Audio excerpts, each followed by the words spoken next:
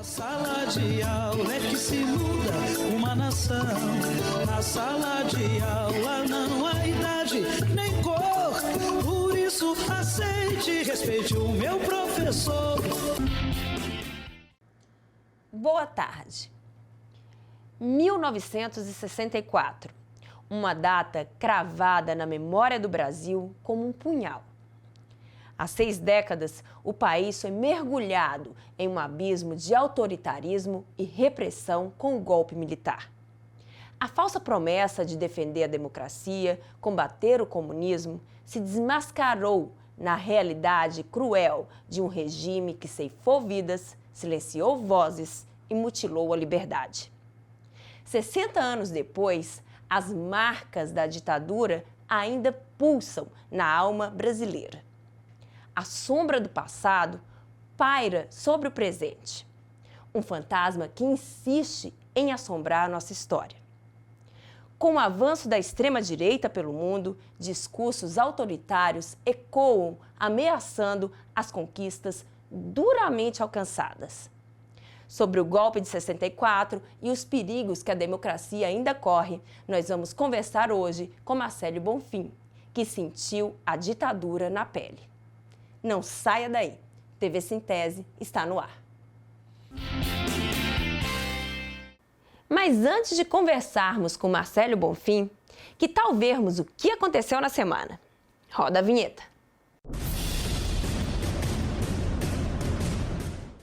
No Dia Mundial da Água, sexta-feira, dia 22 de março, 5 prédios públicos de Sergipe amanheceram com cruzes de 2 metros de altura em sinal de protesto e com dizeres: Sergipe, com festa e bolo, se engana o povo. Foi apenas o começo do dia de luta marcado pela marcha da classe trabalhadora por mais democracia, mais direitos, contra o golpe, ditadura nunca mais, por prisão para golpistas, contra o genocídio na Palestina, contra o extermínio do povo preto no Brasil, pela valorização do magistério, contra a privatização da água e em repúdio à violência contra as mulheres. Professora Leila, esse é um ato bem simbólico, é um ato muito visual, inclusive aqui na Rua da Frente, a Avenida Ivo do Prado, tem balões vermelhos, a gente está tentando esse diálogo com a população, é um momento de reflexão e a intervenção, ela é importante.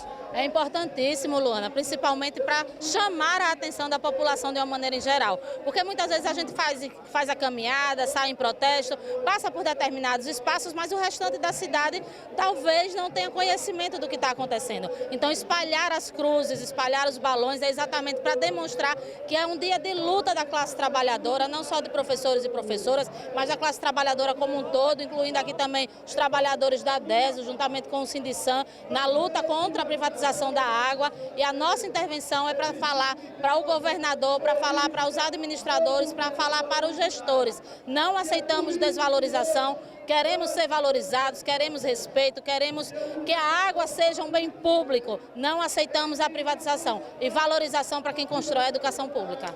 A pauta da educação e a pauta da água são pautas de interesse da sociedade. Nós estamos nessa luta unificada porque entendemos que são duas pautas extremamente delicadas e importantes para a classe trabalhadora sergipana. Então a nossa luta é para que a gente tenha uma água pública e que a gente tenha uma educação pública de qualidade, sendo valorizando os professores, respeitando os estudantes. Por isso estamos juntos nessa luta, em defesa da água pública, em defesa da educação pública. A gente agradece a participação da categoria do Sintese, dos demais sindicatos aqui presentes, porque todos são usuários da água. Nós estamos aqui nessa quinta caminhada em defesa da água, em defesa do patrimônio sergipano, em defesa da água como celebrando a vida, água é vida, saneamento é saúde. E essa luta é conjunta, é uma luta de base, até porque todos são usuários e consumidores da água da DESO e do SAIS. A luta continua, a batalha é dura, mas nós não vamos jogar a toalha. Confiança sempre. Entre as pautas aqui da Marcha dos Trabalhadores está também o repúdio à violência contra a mulher e o apoio à advogada Bruna Holanda, que foi estuprada por um colega de profissão. Há um repúdio também à Ordem dos Advogados do Brasil de Sergipe, que de forma parcial não deu apoio à Bruna. Adenilde, é uma situação extremamente delicada, inclusive uma das paradas deste ato vai ser na porta da OAB, mas não é só por Bruna, são por todas as mulheres que são violentadas e silenciadas, não é isso? É, exatamente. A gente vai parar hoje lá na porta da OAB, né? Porque assim, a gente luta não somente por Bruna, mas por todas as mulheres que sofreram e sofrem violências sexuais. Lá na porta da OAB, a gente vai cobrar da OAB ações efetivas com relação ao caso da Bruna e de outras mulheres, porque nós sabemos também que a Ordem tem outros processos de crimes sexuais contra as mulheres advogadas ou companheiras de advogados, né? A gente solicita também que a OAB ela aprove em seu estatuto um regimento que proíba advogados de atuarem em crimes sexuais de pessoas envolvidas com eles, entendeu? Outra coisa que a gente expressa é o nosso repúdio ao fato da OAB ter permitido inicialmente que uma advogada que era presidente da comissão das mulheres do OAB representasse o acusado. Então é por isso que a gente pede que a OAB tenha uma medida e de colocar isso lá no seu estatuto. Como no Direito é Seu da semana passada, o Dr. Hildon tratou de um tema, como sempre, muito importante e a pedidos do nosso público, nós vamos repeti-lo. Se você não teve a oportunidade de assistir na semana passada, essa é a hora. O direito é seu. Olá, professores e professoras. Vocês sabiam que se vocês se aposentam por invalidez, seja pelo Estado ou pelo INSS, vocês podem quitar seu apartamento ou sua casa própria? Esse benefício pode estar dentro do seu contrato de financiamento e que é mais comum em financiamentos pela Caixa Econômica Federal. Isso significa que, com a comprovação da aposentadoria por invalidez, você pode não precisar mais de pagar mensalidades do financiamento e o imóvel passa a ser totalmente seu. É importante revisar cuidadosamente o contrato de financiamento habitacional, especialmente as cláusulas relacionadas à cobertura do seguro. Se tiver dúvidas, não hesite em agendar uma consulta com o advogado do Sintese para maiores esclarecimentos. Forte abraço a todos e até o próximo programa. O direito é seu. O Cine Resistência desta semana é por demais apropriado para esta ocasião. Vamos apresentar o documentário Verdade 12.528. No escurinho do cinema, chupando drops de anis. O documentário Verdade 12.528 trata da importância da Comissão Nacional da Verdade, através de depoimentos de vítimas da repressão, ex-presos políticos e outras pessoas afetadas direta ou indiretamente pela ditadura civil-militar entre 1964 e 1985. Para assistir ao documentário Verdade 12.528, vá ao YouTube e conheça a história que deveria ser revisitada pelas autoridades como merecia, mas não foi. No escurinho do cinema, chupando drops de anis. Como prometido, agora vamos conversar com Marcélio Bonfim, na pauta A Ditadura em Sergipe. Marcélio Bonfim. Nascido em 1944 no município de Canhoba, em Sergipe. Marcélio é uma figura política marcada por lutas e compromisso com os trabalhadores. Começou sua carreira como líder estudantil em 1961, dirigindo a União Secundarista dos Estudantes, USES. Durante a ditadura militar, enfrentou prisões e torturas. Foi vereador em Aracaju, fundador do Partido Comunista Brasileiro e do Partido dos Trabalhadores em Sergipe. Sua história é um exemplo de resistência e dedicação à educação e à justiça social. Boa tarde, Marcélio. Seja muito bem-vindo ao TV Sintese. Obrigada por sua presença.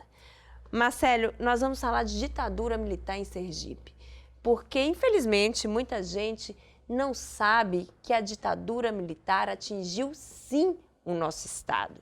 Então, vamos contextualizar historicamente para o nosso público qual era o clima no período da ditadura aqui de Sergipe e o que foi a Operação Cajueiro.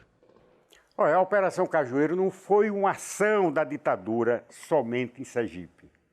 A Operação Cajueiro foi uma ação organizada a nível nacional. Eu há pouco tempo li uma matéria, né, que foi publicada nos jornais, de que em 1974, o presidente era o Médici, um dos grandes assassinos, ditadores, que foi presidente da República, que mandou assassinar mais de 120 brasileiros, e a maioria militantes do PCB. E o Geisel estava assumindo, e aí reuniu os generais, o pessoal do Exército, para discutir se era para continuar assassinando ou não. E aí tomaram a decisão, o Geisel assumiu a presidência da República e autorizou que continuasse o assassinato, né, dos presos políticos, principalmente, e inventou uma frase interessante, principalmente os subversivos perigosos. E eu tive o privilégio, me perdoe dizer que foi o privilégio, de constar numa relação para ser assassinado. Não fui assassinado porque, por onde ando, e vou repetir aqui, que nós estamos falando da Operação Cajueiro, eu estou vivo hoje graças a 3 colegas seus, a 3 jornalistas. Paulo Barbosa, que já está em outra dimensão, Milton Alves, que continua, e um outro companheiro que mora na Barra dos Coqueiros. Graças a essa ação do jornalista e do deputado Zé Carlos Teixeira, veio o general Fiuza de Castro, comandante da 6ª Região em Salvador, e mandou que liberasse todo mundo. Não era soltar. E aí teve outro processo. Eu, pelo menos, fiquei apavorado, porque eu sabia que estava dentro do 28, né, porque eu ouvia os sinos da Igreja do Espírito Santo e o apito dos trens. Naquela época, os trens funcionavam. Porque prenderam vocês e te levaram com os olhos vendados. Vamos contextualizar isso temporalmente. Fala para mim, quando foi que aconteceu as prisões e como que foi esse processo de captura dos militantes pelos militares? 20 de fevereiro. Por isso é que você é testemunha de que eu escolhi o dia 20 de fevereiro para fazer o lançamento do Comitê Memória, Verdade e Justiça. 20 de fevereiro de 1976 se deu a Operação Cajueiro, que já tinha sido realizado outras operações no Rio de Janeiro, invadiram a gráfica do partido e encontraram lá os endereços, para onde mandava o material, para onde mandava o jornal, e claro que estava meu nome e meu endereço lá. Eu fui acompanhado aqui em Sergipe por mais de 6 meses. Mais de 6 meses eles me acompanharam. Enquanto isso, estavam realizando operações de violência, de prisões, de tortura e de assassinatos no Rio de Janeiro, em Minas Gerais, em Salvador. E nesses estados, o nome da operação não era Operação Cajueiro, lá era outro nome. Aqui foi que deram Operação Cajueiro. E tem uma coisa que eu não esqueço e fico angustiado, emocionado quando me lembro. Na hora que me empurraram num tamborete, eu acho que era o tamborete, para eu sentar, me tiraram o capuz e as viseiras que estavam no olho e a algema e me deram um papel que era a ordem de prisão. E na hora que eu estou assinando, questão o fator psicológico, né? Como eu passei muito tempo rodando assim, mais de 1 hora, sem enxergar nada, quando me tiraram, eu olhei de lado. Infelizmente, o que foi que eu identifiquei? Médicos que estavam ali preparados para examinar os presos políticos e saber até onde cada um resistia aos processos de tortura. Identifiquei esses médicos, denunciei depois que fui solto, né? Isso eu guardo até hoje. Esses médicos rasgaram, não respeitaram o juramento deles quando eles se formaram, que colaram o grau, que foi o juramento do pai da medicina, que é salvar vidas e amenizar o sofrimento dos seres humanos. Marcelo, tudo que a gente está falando aqui é sobre memória. Então, a minha pergunta é a seguinte: qual a importância de preservar, de contar a história de resistência e luta contra a ditadura militar nas nossas escolas? Principalmente nesse contexto, nós estamos aí para completar 6 décadas do golpe militar no Brasil. Olha, quem não conhece a história e que não valoriza a memória, porque para você ter a história, você tem que ter a memória. Infelizmente, as elites brasileiras assassinaram a história e a memória do nosso país. A memória e a história do povo brasileiro que sacrificou, de brasileiros e sergipanos que sacrificaram a sua vida e a vida de suas famílias para permitir, para que a gente estivesse hoje aqui, livre, sem ser acompanhado, sem ter censura, a gente esteja aqui respirando um pouquinho do oxigênio da liberdade e da democracia. Mas a gente precisa dar continuidade a isso.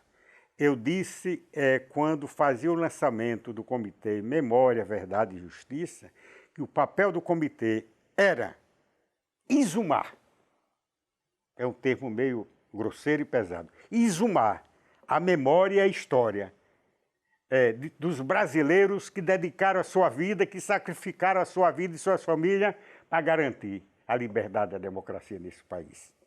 Por isso, é importante a gente